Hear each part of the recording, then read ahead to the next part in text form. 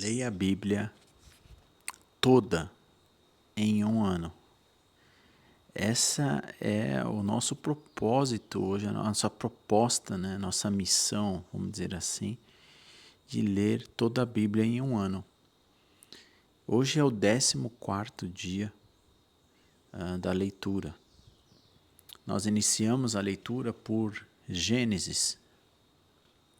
Não vamos seguir essa ordem, né, da Bíblia, Gênesis e Êxodo, enfim. Nós vamos fazer uma sequência diferente. E na leitura anterior, nós lemos Gênesis capítulo 38, 39 e 40. E se você quer nos acompanhar aqui e perdeu algum dia da leitura, você vai ter a chance de estar vendo em algum momento aqui no final do vídeo um card que te leva para a leitura do dia anterior. E se você quiser acompanhar ou perdeu mais de um dia, na descrição do vídeo tem um link e você pode acessar a playlist de todos os dias. Até aqui Deus sustentou a gente.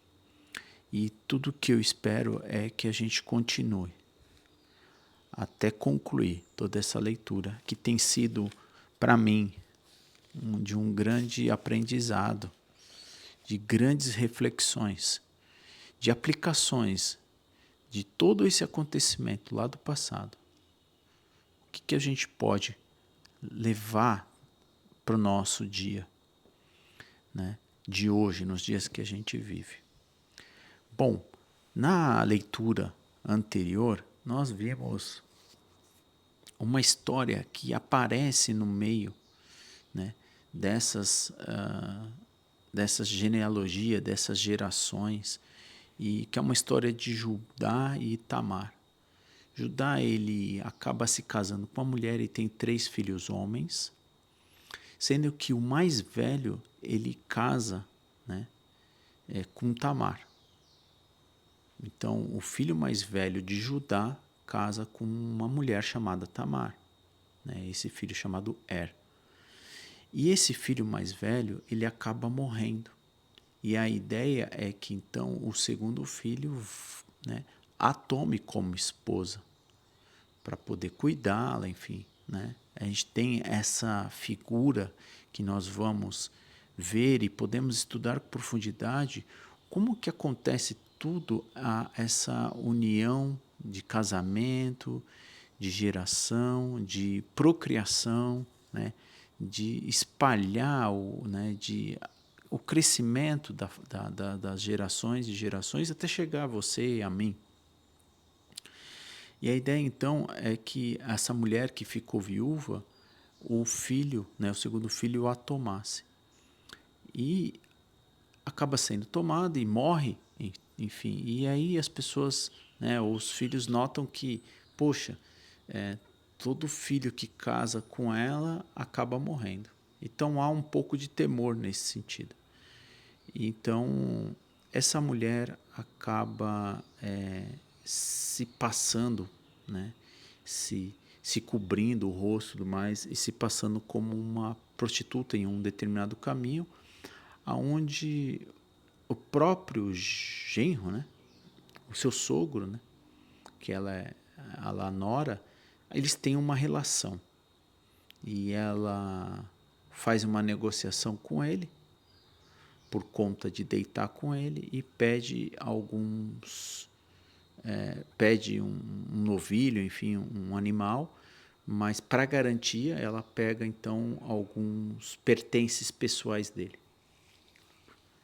Enfim, e lá no final do capítulo 38 a gente vê a revelação pela qual o sogro, né, descobre que ela se passou por prostituta e se deitou, então ele quer criar uma certa vingança, enfim, uma justiça, né, um juízo sobre ela. E então pede para as pessoas irem lá, né, os servos dele irem lá até ela, e ela acaba revelando da qual a quem ela deitou, que foi o próprio Judá, né? Então isso acaba realmente colocando ele em xeque. E em seguida nós vemos a retomada, né, do filho de Jacó, o mais novo aí, José, que era um filho querido do pai, né, da velhice. E isso gerou uma certa, a gente viu, né, gerou uma certa ciúmes e tal, e ele foi vendido lá então pro Egito. E a gente vê que Deus estava com José, né? José, ele lá no Egito, né, com o faraó, o Potifar, ele acaba sendo o braço direito, né, como nós dizemos, o braço direito de Potifar no Egito. E falam que José era um homem bonito, de boa aparência, e a mulher de Potifar queria tê-lo, deitar com ele. Agora inverteu, né? Agora é a mulher que tem o desejo. E ela acaba criando uma cilada, e ele, sendo um homem de Deus, enfim, fiel a Potifar, ele não quer aí realizar o desejo da mulher de Potifar e acaba ela pegando parte do sua roupa, vamos dizer assim, e ela fala que ele, ao contrário, ele que deu em cima dela. Então, isso cai, né, na boca de Potifar. Potifar, então, vai e manda prender José. Isso tudo acontece no capítulo 39. E no capítulo 40, José, como ele tem essa boa, né, relação com Deus, a bênção de Deus, a sabedoria, ele se dá muito bem dentro da prisão, acaba cuidando e governando ali também a prisão. E existem dois servos, né, um cozinheiro e o padeiro, eles do Potifar, eles vão presos. E nessa prisão, eles têm sonhos, esses dois. E então José vai revelar o que vai acontecer, ou, né, qual é a revelação dos sonhos desses dois servos, né? E ele faz um pedido: olha, quando você voltar, porque um dos pedidos é você vai voltar a se tornar, né, o servo. Então lembra de mim, né? Lembra de mim para Potifar, o faraó. E eu acaba ele esquecendo.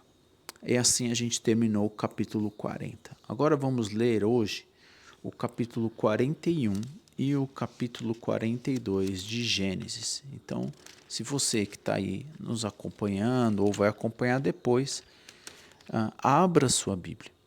E se você puder, e acompanhe.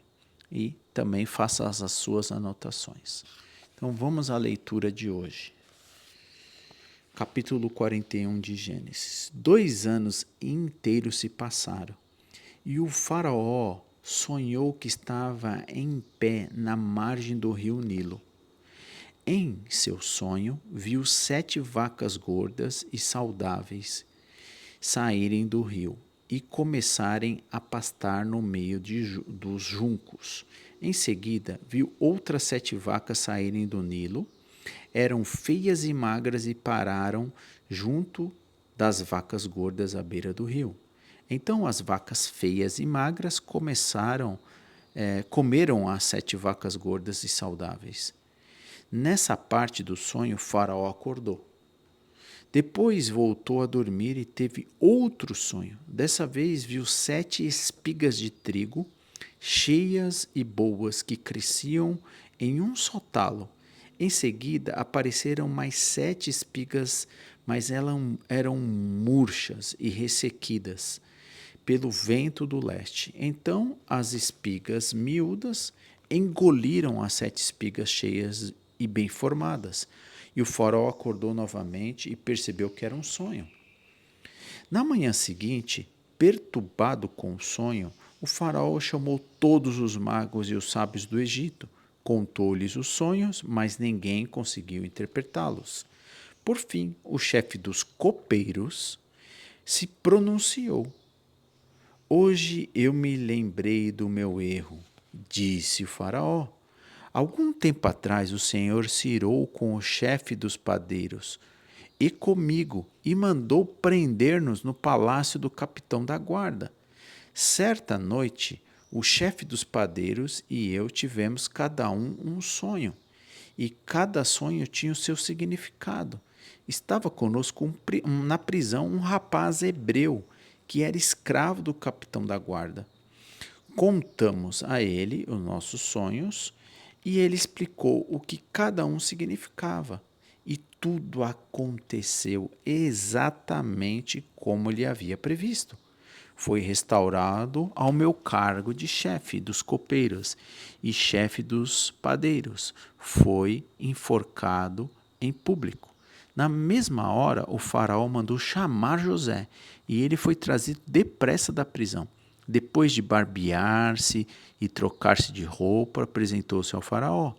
Disse o faraó a José: tive um sonho esta noite e ninguém aqui conseguiu me dizer o que ele significa.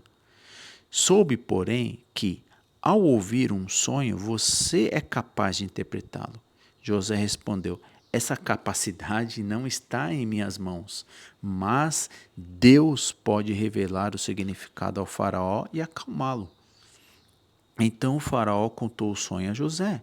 Em meu sonho eu estava em pé na margem do rio Nilo e vi 7 vacas gordas e saudáveis saírem do rio e começarem a pastar no meio dos juncos.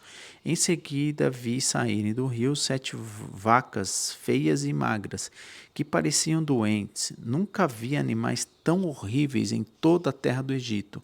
Essas vacas feias e magras comeram as 7 vacas gordas. Contudo, parecia que havia acabado de comer as outras vacas, pois continuavam tão magras e feias quanto antes.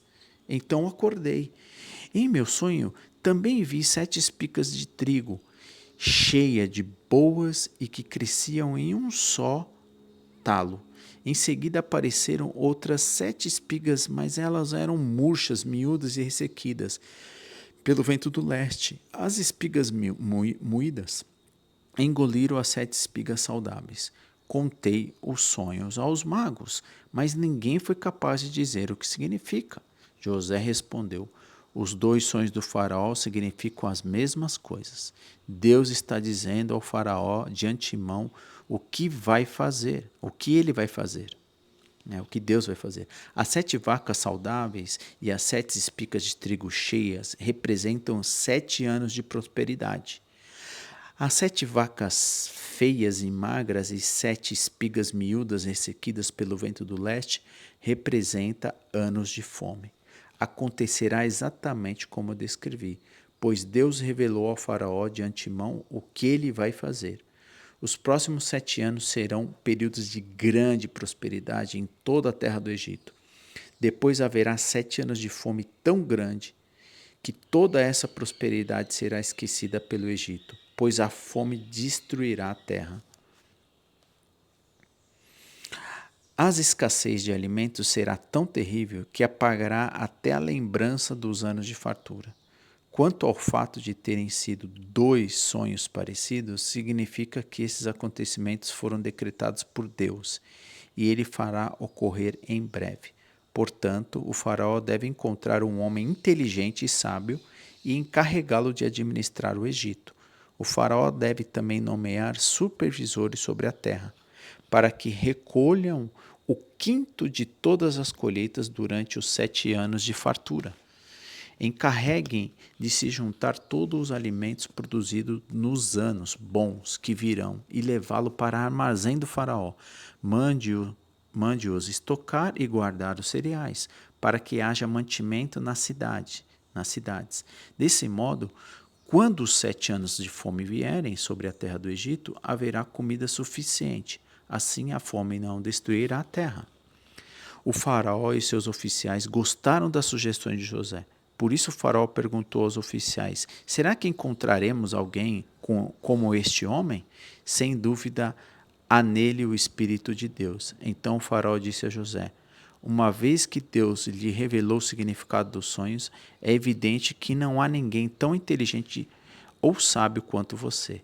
Ficará encarregado da minha corte, e todo o meu povo obedecerá às suas ordens. Apenas eu, que ocupo o trono, terei uma posição superior à sua. E o faraó acrescentou: eu coloco oficialmente no comando de toda a terra do Egito. Então o faraó tirou o dedo do seu anel, tirou o anel do seu dedo, com o selo real e pôs no dedo de José. Mandou vesti-lo com roupas de linho fino e pôs uma corrente de ouro no seu pescoço. Também o fez andar na carruagem reservada para quem era o segundo no poder, e por onde José passava, gritava-se a ordem: ajoelhe-se. Assim o faraó colocou José no comando de todo o Egito e lhe disse: eu sou o faraó, mas ninguém levantará a mão ou o pé em toda a terra do Egito sem a sua permissão. O faraó deu a José o nome egípcio, Zafenate Paneia. Também lhe deu uma mulher que se chamava Azenate. Ela era filha de Potifera, sacerdote de On. Assim José recebeu autoridade sobre todo o Egito e tinha 30 anos quando começou a servir na corte do faraó, o rei do Egito. Depois de sair da presença do faraó, José foi inspecionar toda a terra do Egito.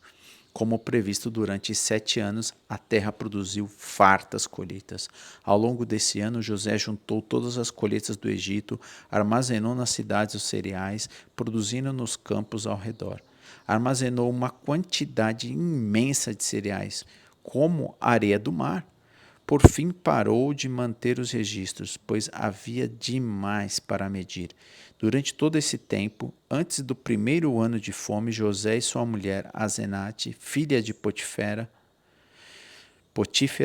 sacerdote de On, tiveram 2 filhos. José chamou o filho mais velho de Manassés, pois disse: Deus me fez esquecer todas as minhas dificuldades e toda a minha família de meu pai. José chamou o segundo filho de Efraim, pois disse: Deus me fez prosperar na terra da minha aflição. Por fim, terminaram 7 anos das colheitas fardas em toda a terra do Egito.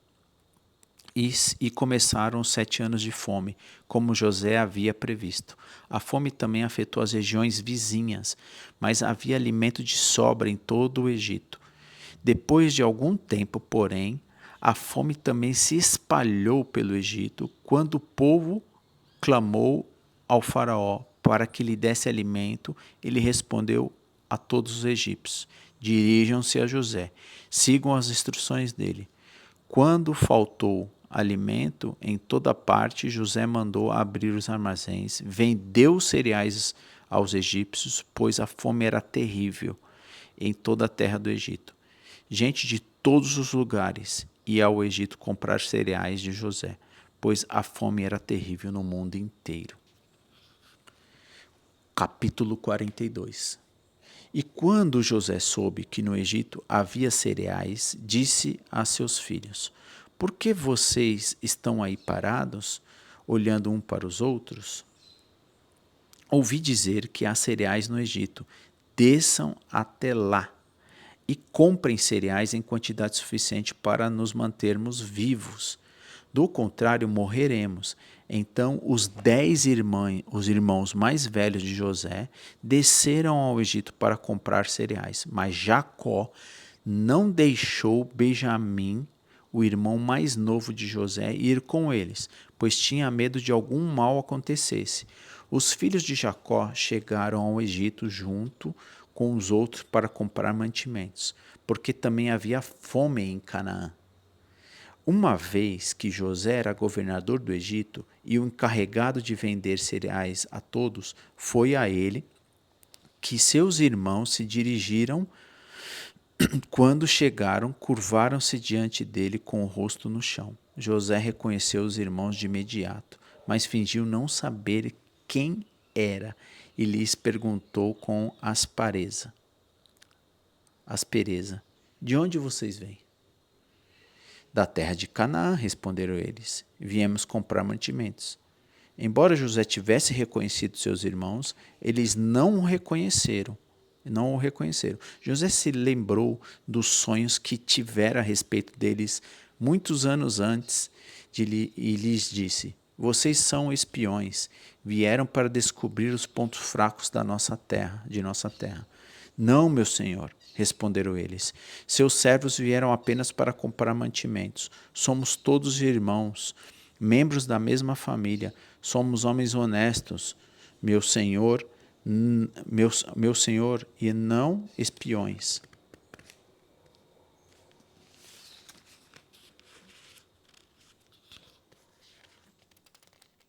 Vamos aqui virar.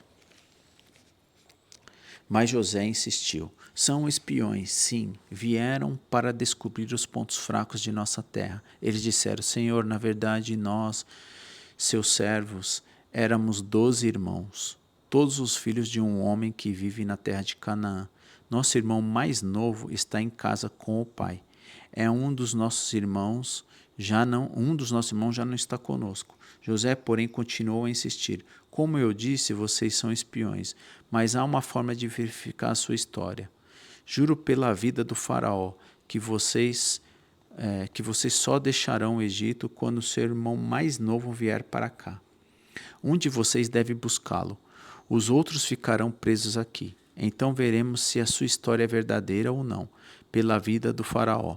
Se não tiver um irmão mais novo, saberei com certeza que são espiões. Então José os colocou na prisão por 3 dias. No terceiro dia, José lhe disse, sou um homem temente a Deus. Façam o que direi e viverão. Se são mesmos os homens honestos, escolham um dos seus irmãos para continuar preso e os demais devem voltar para casa com os cereais para os seus parentes que estão passando fome. Tragam-me, porém, o seu irmão mais novo. Com isso provarão que estão dizendo a verdade e não morrerão. Eles concordaram e conversaram entre si e disseram, é evidente que estamos sendo castigados por aquilo que fizemos a José tanto tempo atrás. Vimos a sua angústia quando ele implorou por sua vida, mas nós ignoramos. Por isso estamos nessa situação difícil. Rubem disse, não lhes falei que não pecasses contra o rapaz? Mas vocês não quiseram me ouvir. Agora temos que prestar contas pelo sangue dele. Não sabia, porém, que José os entendia, pois falava com eles por meio de intérprete. José se afastou dos irmãos e começou a chorar. Quando recompôs, voltou a falar com eles. Escolheu Simeão e mandou amarrá-lo diante dos demais. Em seguida, José ordenou a seus servos que enchessem cereais os sacos que seus irmãos haviam trazido e em segredo devolvesse o pagamento, colocando o dinheiro na boca de cada saco. Também mandou que lhes dessem mantimentos para a viagem. Assim fizeram. Os irmãos colocaram sacos de cereais sobre seus jumentos e partiram de volta para casa. Contudo, quando eles abriram a bagagem, ao fim de pegar o cereal para o seu jumento, encontrou dinheiro na boca do saco. Vejam só, exclamaram seus irmãos. Devolveram o meu dinheiro, que está aqui no saco. O coração deles desfaleceu e, tremendo, disseram uns aos outros, o que Deus fez conosco? Quando os irmãos chegaram à casa de Jacó, seu pai, na terra de Canaã, relataram tudo o que havia acontecido com eles. Disseram, o homem que governa o país falou conosco asperamente e nos acusou de sermos espiões de sua terra.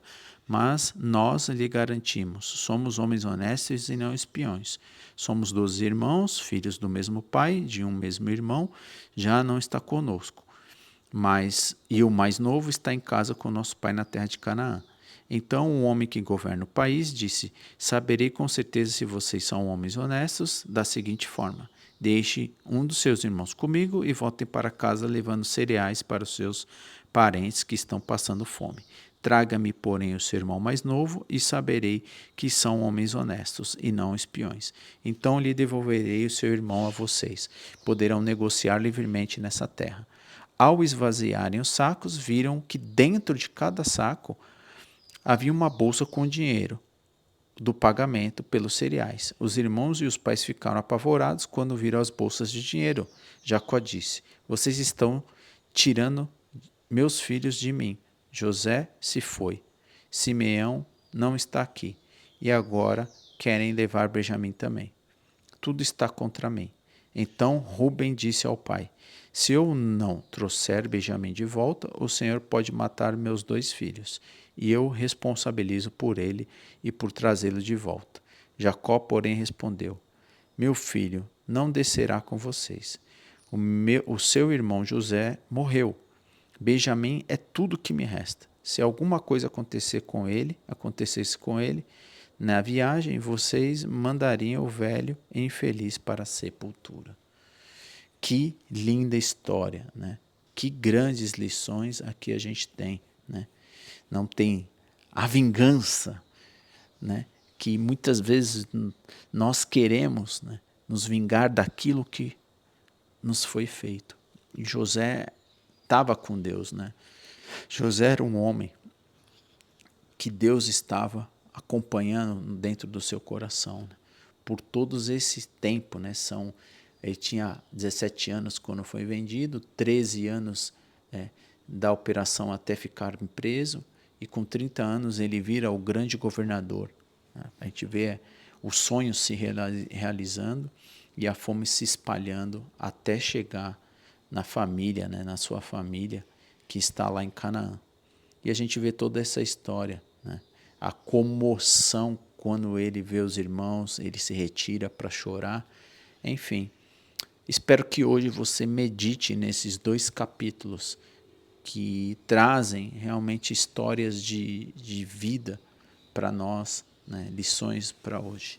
E se você então perdeu, né, parte dessa leitura, você vai ver um card aqui da leitura anterior. Na descrição tem toda a playlist. Se você ama alguém, convide-o, compartilhe esse link para que as pessoas possam ler toda a Bíblia, né? A Bíblia é o livro sagrado, é Deus conversando conosco, Deus nos ajudando, nos ensinando, nos trazendo ensinamentos ao longo, né, do ano, e que Deus possa nos sustentar. Faremos então uma breve oração para encerrarmos a leitura de hoje. Senhor Deus e Pai Todo-Poderoso, Criador de todas as coisas, te agradecemos mais um dia, mais uma oportunidade que o Senhor nos concede de estarmos aqui para fazer a leitura desse livro tão sagrado e tão poderoso que nos ajuda e nos ensina tanto. Obrigado pelas histórias, Pai, contadas, reveladas e mantidas em nossas mãos, em nossa língua. Obrigado por tudo que o Senhor nos conservou, porque isso prova o quanto o Senhor nos ama. E nós somos gratos por isso, Pai. Queremos ter a nossa dependência declarada aqui, nessa manhã. Abençoe a todas as pessoas que vão passar aqui para fazer o acompanhamento dessa leitura também. Que haja realmente compreensão e aplicação em nossas vidas. Graças a tudo isso, porque o Senhor se revelou em Cristo Jesus. E é em nome dele que nós oramos. Amém. Que Deus te abençoe, que você tenha um excelente dia.